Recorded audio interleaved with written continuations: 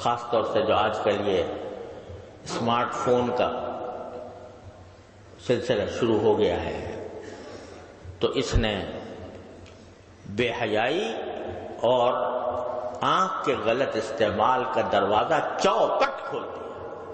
اچھا خاصا نمازی ہے، پرہیزگار ہے، صف اول میں نماز پڑھنے والا ہے، لیکن تنہائی میں بیٹھا ہے اور اپنی آنکھوں کو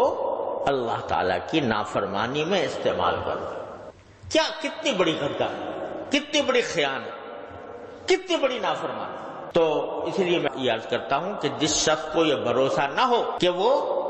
اپنے آپ کو محفوظ رکھ سکے گا اس فتنے سے، اس کے لیے ایسا فون استعمال کرنا جائز نہیں، جس کو یہ بھروسہ نہ ہو۔ اگر بھروسہ ہے تو بعض اوقات اس سے اچھے کام بھی لیے جا سکتے ہیں، لیکن پاؤں پھسلنے کا ہر وقت خطرہ، نگاہ کے پھسلنے کا ہر وقت خطرہ۔ لہذا بھائی کتنے دن کی زندگی ہے پتہ نہیں، کسی کو پتا ہے کہ کب اس کو موت آ جائے گی، تو اپنے اللہ تعالیٰ کی دی ہوئی اس نعمت کو کیوں داؤ پر لگاؤ، اس گاؤں پر لگاؤ کہ اس کا غلط استعمال ہو گیا تو وہاں پکڑ ہو جائے۔ اللہ تعالیٰ فاروق اعظم جیسا انسان جس کی تقوی و طہارت کی قسم دنیا کھاتی ہے، وہ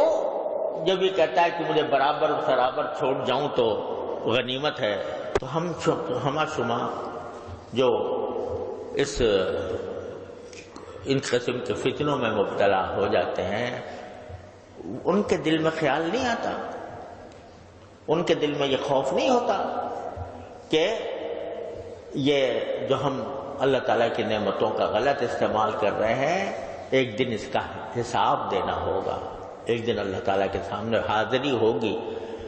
اور ایک ایک نگاہ جو جس چیز پر ڈالی ہے اس کا حساب مجھے دینا ہوگا۔